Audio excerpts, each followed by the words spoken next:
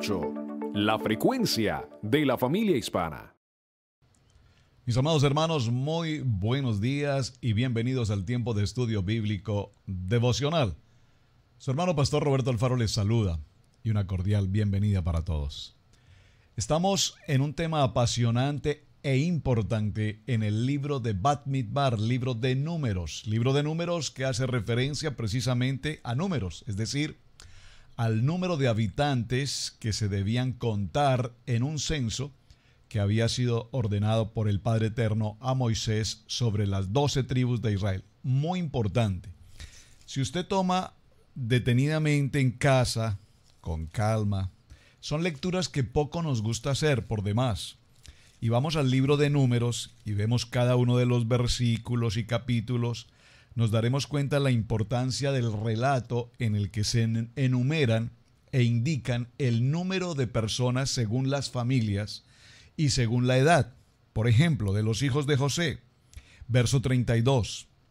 De los hijos de Efraín por su descendencia, por sus familias, según las casas de sus padres, conforme a la cuenta de los nombres de 20 años arriba, todos los que podían salir a la guerra. Los contados de la tribu de Efraín fueron 40.500. Y así sucesivamente la lectura nos indica cada uno de ellos. Los componentes y jefes de cada una de las tribus. Verso 5 en el capítulo 2. Junto a él acamparán los de la tribu de Isaacar y el jefe de los hijos de Isaacar, Natanael, hijo de Sur. Observen la importancia de cada nombre. Esta lectura, repito, pareciera que en principio no es una lectura que nos apetezca mucho hacerla, pero es tan extraordinariamente importante, capítulo 3, porque cuando hablamos del censo y la salida del pueblo de Israel de Egipto, vimos el proceso del tabernáculo y ya en la jornada de ayer hablamos de la distribución de cada una de las 12 tribus, al norte, al sur, al este, al oeste, de tres tribus por cada sección del tabernáculo, más el cuerpo de levitas. En esto es importante que aprendamos algo, dígalo conmigo, orden. Todo el libro de Levítico, hablándonos de el ordenamiento de los sacerdotes, de las funciones, indicándonos paso a paso qué se debía y qué no se debía hacer. Entonces, para todo el proceso que estamos desarrollando ahora en este censo, vemos la importancia del número y el orden y la distribución, ubicando justamente a cada quien en su respectivo lugar. Esto es muy importante, mis amados hermanos, porque después de que hablamos de todo lo que fue santidad, sacrificios, ofrendas, ayer mencionamos la importancia de los pendones, las banderas, los colores, los símbolos de cada una de las tribus, extraordinario. Ahora terminamos la jornada del Omer, celebramos inmediatamente el tiempo de la entrega de la Torá. Particularmente en la congregación lo que hicimos fue presentar en un desfile, si puedo usar esta expresión, en una presentación cada uno de los hombres de la congregación portando su respectivo pendón, indicando el nombre de la tribu y a su vez la representación de la expresión de cada grupo, el símbolo que representa, que da la identidad a cada uno de ellos. Extraordinario. Y esto tiene que ver, hermanos, con lo que es la función. Cada una de las tribus, cada uno de los jefes de las tribus, así como los sacerdotes en particular, cumplían adecuadamente y debidamente con una función determinada, de tal manera que ninguno podía ejercer una labor distinta a la labor que había sido absolutamente definida, destinada por el Padre Eterno. Y esto es interesante porque tiene que ver con una palabra muy común en nuestros días, que es la palabra usurpación. Es muy frecuente en lo que hoy en el siglo XXI conocemos como el celo ministerial.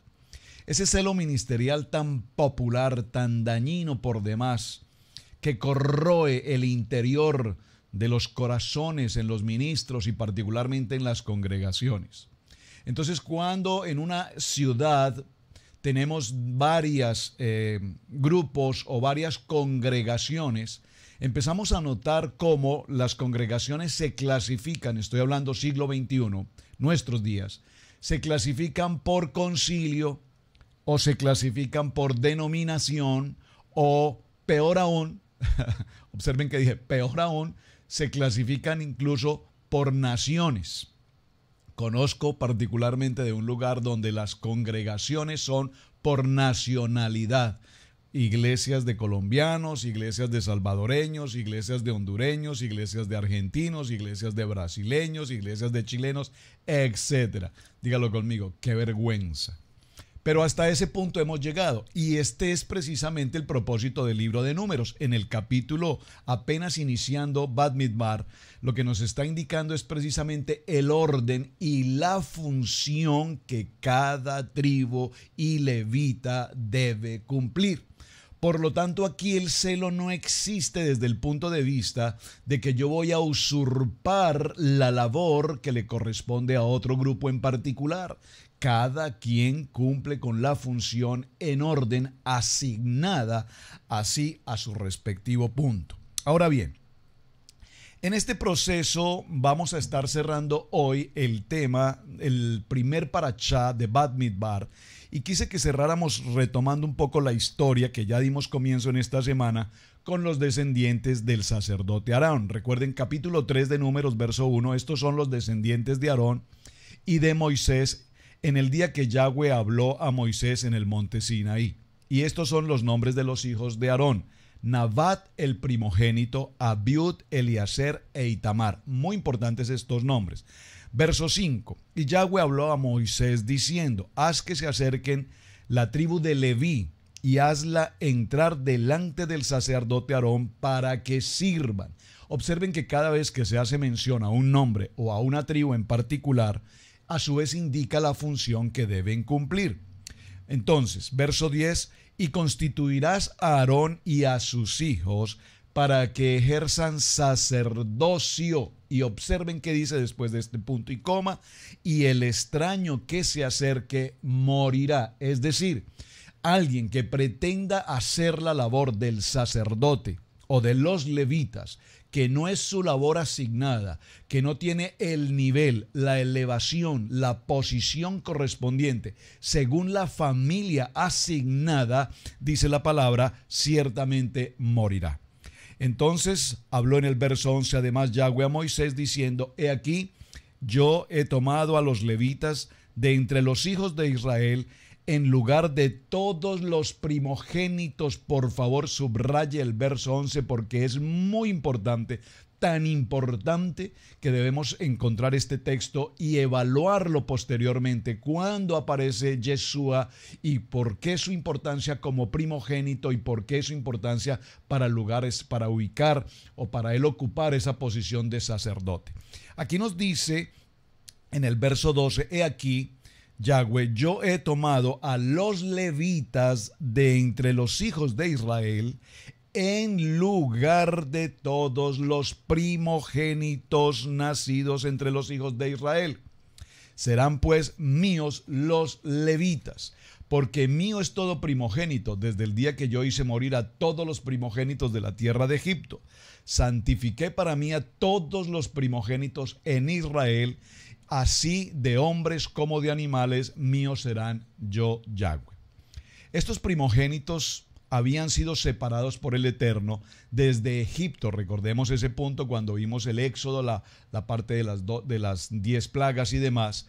Y dice en el verso 2 de Éxodo capítulo 13, conságrame todo primogénito, cualquiera que abra matriz entre los hijos de Israel, así de los hombres como de los animales. Muy bien. Retornemos a Números capítulo 3 en el capítulo 14. Dice: habló Yahweh a Moisés en el desierto de Sinaí diciendo: cuenta a los hijos de Leví según las casas de sus padres, por sus familias contarás todos los varones de un mes arriba. Y Moisés los contó conforme a la palabra de Yahweh, como le fue ordenado. Los hijos de Leví fueron estos por sus nombres. Gerson, por favor, es nuestro tema hoy. Concéntrese aquí en el verso 17 de Números 3. Los hijos de Leví fueron estos por sus nombres. Atención, Gerson, Coat y Merari. Y los nombres de los hijos de Gerson por sus familias son Libri, Misei Y los hijos de Coat por sus familias son Amram, Izar, Hebrón y Uziel. Y los hijos de Merari por sus familias, Mahli, Musi. Estas son las familias de Leví según las casas de sus padres. ¿Por qué quise mencionar estos nombres y este estudio inicial en detalle? Porque recordemos que las 12 tribus fueron repartidas al norte, al sur, al este y al oeste. Esto ya lo mencionamos ayer, lo podemos ver en un momento nuevamente. Pero a su vez los levitas, que son quienes están encargados del transporte del Mishkan, de todo el tabernáculo, ellos cumplen esa función y específicamente pueden acercarse a cada una de las partes de los utensilios del tabernáculo, poderlos traer consigo, poderlos movilizar, es decir, pasar por el proceso de desarme, de guardar, de custodiar y a su vez de llevar posteriormente al siguiente lugar a donde se debía instalar respectivamente el tabernáculo. Esa era su función: el cuidado, la guardia, la protección, la seguridad, la integridad de todos los elementos que conforman el tabernáculo. De tal manera que Gersón va a estar ubicado en la zona este, en la zona Is va a estar Moisés, Aarón y sus hijos. En la zona norte va a estar Merari con sus respectivos levitas y en la parte sur va a estar Coat. Esto es muy importante que lo tengamos presente por lo siguiente. Gersón está, repito, ubicado al occidente. A cargo de los hijos de Gersón en el tabernáculo de reunión estarán el tabernáculo, la tienda y la cubierta. Observe qué importante. Estoy en el verso 25 del libro de Bamidbar número 3, capítulo 3, verso 25. Lo repito. A cargo de los hijos de Gersón al occidente, en el tabernáculo de reunión estarán el tabernáculo, la tienda y la cubierta, la cortina de la puerta del tabernáculo de reunión, las cortinas del atrio y la cortina de la puerta del atrio que está junto al tabernáculo, junto al altar, asimismo sus cuerdas para todo su servicio. Vean la labor y la función que ellos debían cumplir. Coat está ubicado al sur del tabernáculo y a cargo de ellos estará el arca, la mesa, el candelero, quien aquí es la traducción, la menorá, los altares, los utensilios del santuario que ministran y el velo con todo su servicio. Merari, al norte del tabernáculo, verso 36. A cargo de los hijos de Merari estará la custodia de las tablas del tabernáculo, sus barras, sus columnas, sus basas y todos los enseres con todo su servicio. Verso 37. Y las columnas alrededor del atrio, sus basas, sus estacas y sus cuerdas. Qué interesante. Esto no es que aquí nos vamos a mover, se va a mover el tabernáculo y cada quien agarre lo que pueda y empaquemos que nos vamos. No. Todo tenía, dígalo conmigo, repito, orden. Vimos la formación de las tribus de Israel a su entorno en cada uno de los puntos cardinales y dijimos ayer la importancia de un ejército y mencionamos la importancia de un ejército con disciplina.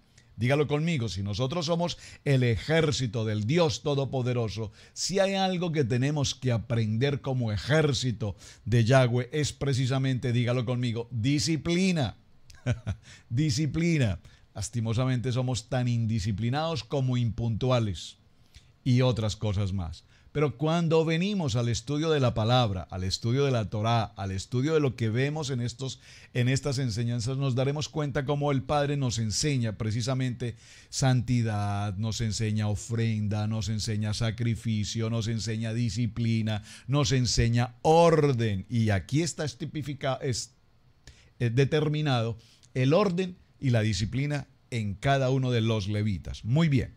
Ahora vamos a Moisés y Aarón e hijos en la entrada del tabernáculo. Verso 38. Los que acamparán delante del tabernáculo al oriente, delante del tabernáculo de reunión al este, serán Moisés y Aarón y sus hijos, teniendo la guardia del santuario en lugar de los hijos de Israel, y el extraño que se acercare morirá. Muy bien. Observen que no solamente del verso 25 al 38 nos indica las labores las funciones que debían cumplir, sino que a partir del verso 40 ahora nos habla del conteo de los primogénitos. Verso 40, y Yahweh dijo a Moshe, cuenta todos los primogénitos varones de los hijos de Israel de un mes arriba y cuéntalos por sus nombres. 41. Y tomarás a los levitas para mí en lugar de todos los primogénitos de los hijos de Israel y los animales de los levitas en lugar de todos los primogénitos de los animales de Israel. ¿Quién lo dice? Yo, Yahweh, lo dice.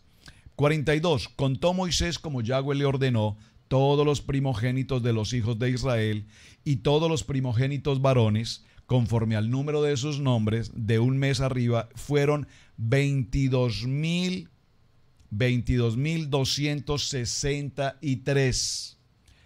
22.263. ¿Cuál era el objetivo entonces de este conteo?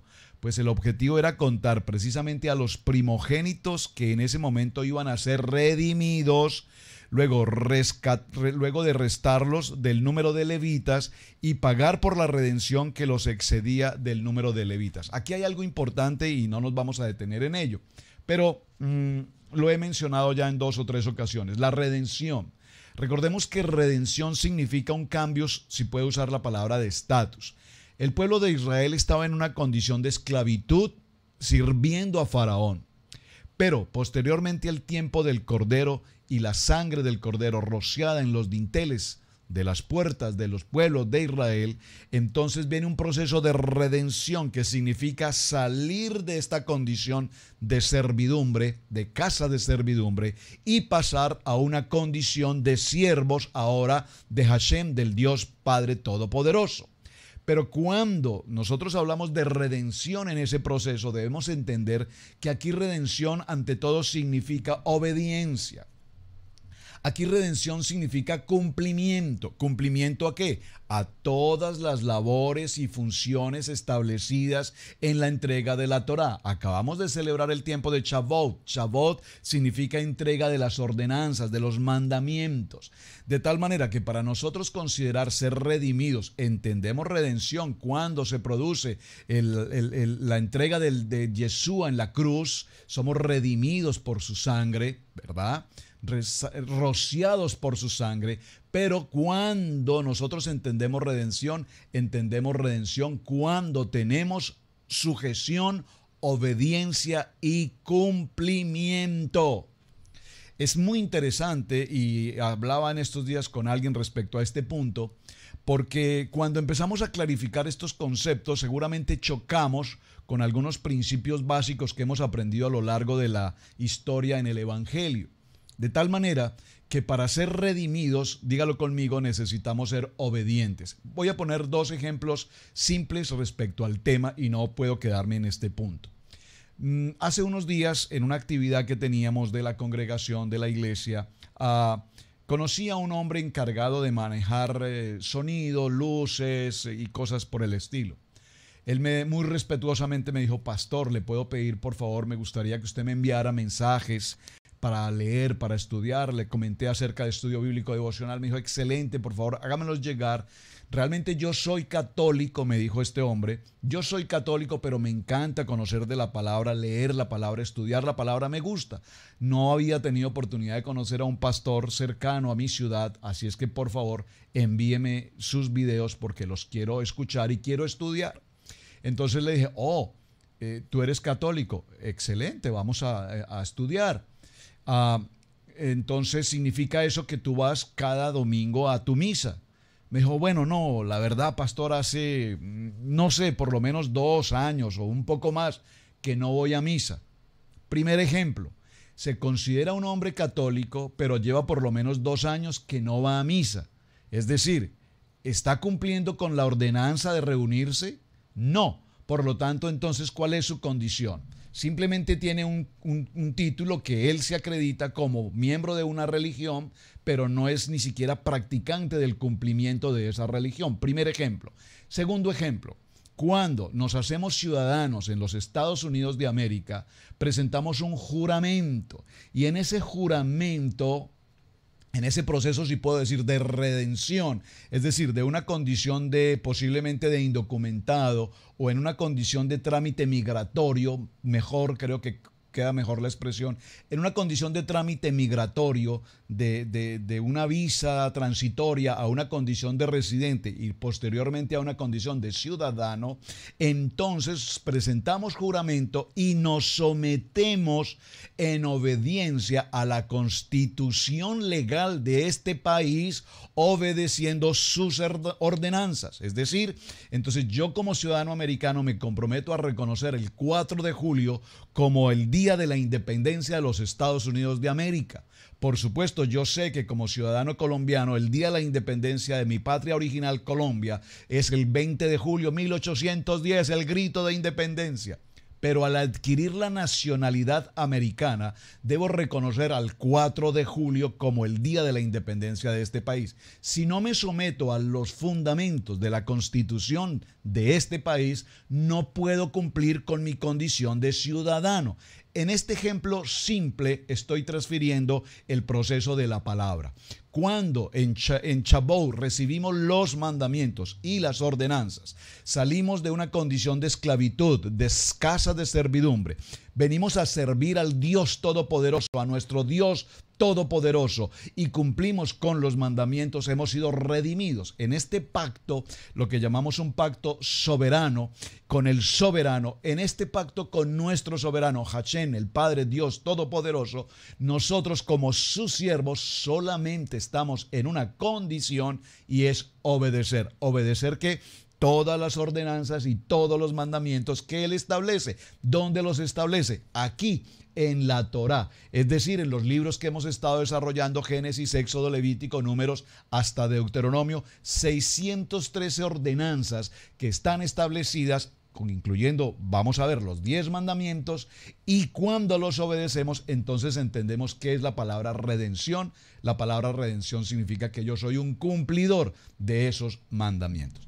Hecha esa claridad, creo que es suficientemente claro. Vemos entonces, repito, cómo cada uno de estos textos que estamos tomando en el libro de Números indica un manual de funciones.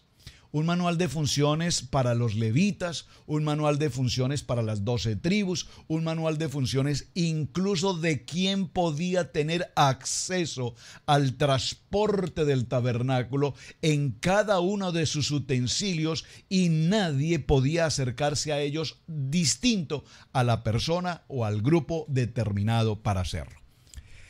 En el capítulo 4, porque ya vamos a tener que avanzar en el tema, vemos que Yahweh habla a Moisés y a Aarón diciendo: toma la cuenta de los hijos de Coat de entre los hijos de Leví por sus familias según las casas de sus padres, de edad de 30 años arriba hasta 50 años, todos los que entran en la compañía para servir en el tabernáculo de reunión.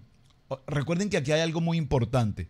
El sacerdocio comienza, de acuerdo con la porción que hemos leído de la Torá, a los 30 años. Pero más adelante vamos a ver, cuando entremos al libro de Números, en el capítulo 8 y en el verso 23, que allí nos indica que la edad ordenada son 25 años.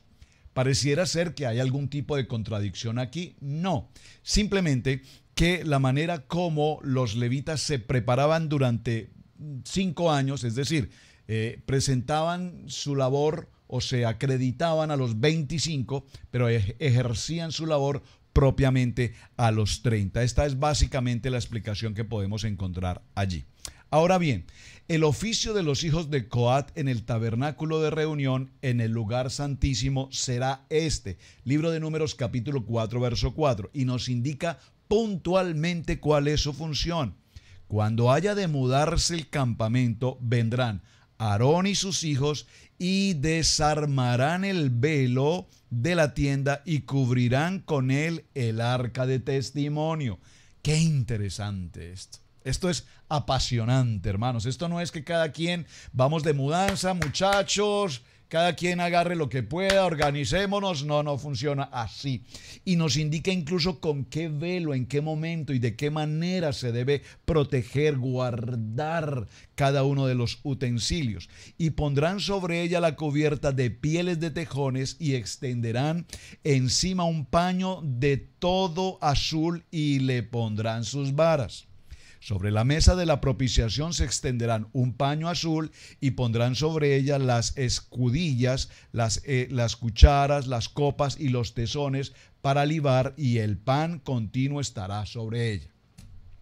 Qué apasionante. Les quiero invitar, por favor, vayan a Números capítulo 4, verso 4, léanlo todo en orden, capítulo 4, verso 4, para que avancemos un poco en este parachá inicial que es Bat Midbar, porque ya a partir de mañana estoy tratando de ganar tiempo con los parachá y ponerme al día. Mañana entraremos a nuestro parachá Naso. Prepárese entonces, por favor, a partir de Números capítulo 4, verso 21, hasta el libro de Números capítulo 7, verso 89, hablaremos entonces del parachá Naso. Naso, que significa levanta. Vamos a dejar nuestro primer parachá Bat Midbar hasta este punto. Y quiero cerrar la jornada del día de hoy con una pregunta o una respuesta a una pregunta que ustedes me han enviado. ¿Por qué razón la entrega de la Torá fue precisamente en el desierto? Una pregunta importantísima, extraordinaria, y muchos de ustedes tenían la inquietud. Ahora, las palabras en el desierto del Sinaí indican, adrede, que eligió Dios Todopoderoso el desierto para entregarnos su Torá. Y hay varias razones por las cuales se sucedió esto. Si la Torá hubiese sido entregada directamente en Israel, entonces sus habitantes reclamarían la unidad o reclamarían que únicamente para ellos mejor es o fue preparada la Torá. Recordemos que fue entregada la Torá fue entregada en el desierto. En el desierto no teníamos lo que conocemos hoy, organizaciones, empresas, edificios, ciudades, organizaciones desde todo punto de vista político, económico, jurídico, legal. Es decir, que en el desierto todos tenían acceso al tabernáculo bajo un proceso, pero todos tenían acceso principalmente a lo que conocemos, repito, como la Torá, al estudio de la palabra. La palabra se viene transfiriendo oralmente a lo largo de los años, de los padres a los hijos y así sucesivamente. Pero realmente quiero resaltar la implicación que esto tiene. ¿Qué beneficio? El beneficio era que todos podían buscar de la Torá, pero en principio apoyarse en los eruditos, en los maestros, en los jajamín particularmente, que conocían más de cerca el principio, el fundamento de la Torá. Por lo tanto, todos se reunían y al reunirse todos compartían la enseñanza y todos se formaban y se establecían en el fundamento de esa palabra. Muy importante, porque recuerden que desierto también nos significa tener una condición de humildad. Uno de los más gravosos daños que la humanidad puede tener, el hombre en su naturaleza carnal, en su naturaleza pecaminosa, sin lugar a dudas, es el orgullo. Somos orgullosos en tantas cosas. Nos sentimos orgullosos de nuestra patria, nos sentimos orgullosos de nuestro ministerio, nos sentimos orgullosos del idioma, nos sentimos orgullosos de nuestro dinero, nos sentimos orgullosos de mí mismo, nos sentimos de cada uno de nosotros, nos sentimos orgullosos. Pero en todo este proceso, la Torá tiene un principio y tiene un fundamento, y es humildad. Dígalo conmigo, humildad. Y cuando hablamos de humildad, ¿qué nos dice el libro de los Efesios en el capítulo 4, verso 2? Siempre humildes y amables, pacientes, tolerantes los unos con los otros en amor. Si algo nos enseñó Jesús a lo largo de todo su caminar, fue humildad. Nada hagan por egoísmo o vanidad, más bien con humildad consideren a los demás como superiores a unos mismos. Con el orgullo viene el oprobio, con la humildad viene la sabiduría. Libro de Proverbios, capítulo 11, verso 2. Dice la palabra: vivan con armonía los unos con los otros. No sean arrogantes, sino háganse solidarios con los humildes. No se crean los únicos que saben. Wow, ¿alguien puede decir un amén? Romanos capítulo 12, verso 16. Humíllense delante del Señor y Él los exaltará. Libro de Santiago capítulo 4, verso 10. Bueno, y aquí busqué algunos textos bíblicos y hay muchos que nos hablan precisamente de humildad. Por lo tanto, ¿por qué fue tan importante que la entrega de la Torá se llevase a cabo en el desierto? Porque precisamente en el desierto solamente dependemos de nuestro Dios Padre Todopoderoso, en obediencia, en redención, en sujeción a Él. Y allí aprendemos que siendo humildes de corazón, en el temor, en la corrección, en la sabiduría, es donde encontramos honra. Por lo tanto, voy a cerrar con este texto. El que recibe en mi nombre a este niño, les dijo, me recibe a mí.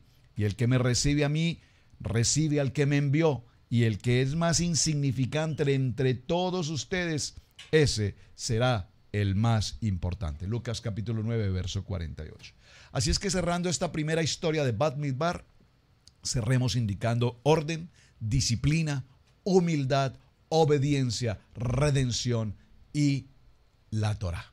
Mis amados hermanos, su hermano Pastor Roberto Alfaro les saluda. Muchísimas gracias por acompañarnos.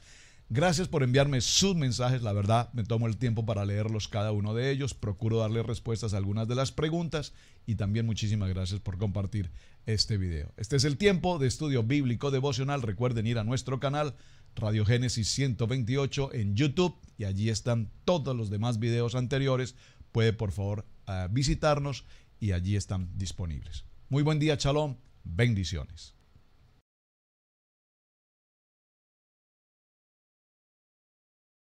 Hola amigos, esperamos que el devocional del día de hoy haya sido de gran bendición para tu vida. Estos devocionales del Pastor Roberto son para que tú puedas crecer todos los días, para que puedas armarte de la palabra de Dios donde quiera que vayas y por supuesto el lema importante, amar la palabra, vivir la palabra y aprender la palabra donde quiera que vayas porque es algo que Dios ha puesto en el corazón de cada uno de nosotros. Te invitamos a que vayas a nuestra página web de radiogenesis128.org. Allí encontrarás una otra gran cantidad de recursos para que puedas crecer espiritualmente y puedas ser bendecido. Tenemos una gran cantidad de palabra que Dios nos ha entregado a cada uno de nosotros aquí en este ministerio y no solo a la familia Alfaro, de la que a lo mejor ves muy a menudo por medio del Facebook o por medio del internet o por medio de la televisión, sino que una gran cantidad de pastores que forman parte de este grupo y que también quieren llevarte una palabra de bendición. Así que te invitamos a que vayas a nuestra página web, que entres a nuestro canal de YouTube en Radio Génesis 128 y que veas otra gran cantidad de recursos que Dios nos ha dado a cada uno de nosotros para poder compartir con el mismo pueblo. Así que bendiciones para todos ustedes. Mi nombre es Camilo Alfaro y es un gran gusto poder formar parte de la familia de Dios. Déjeme recordarle que es un gran privilegio servir al Dios de Israel. Bendiciones.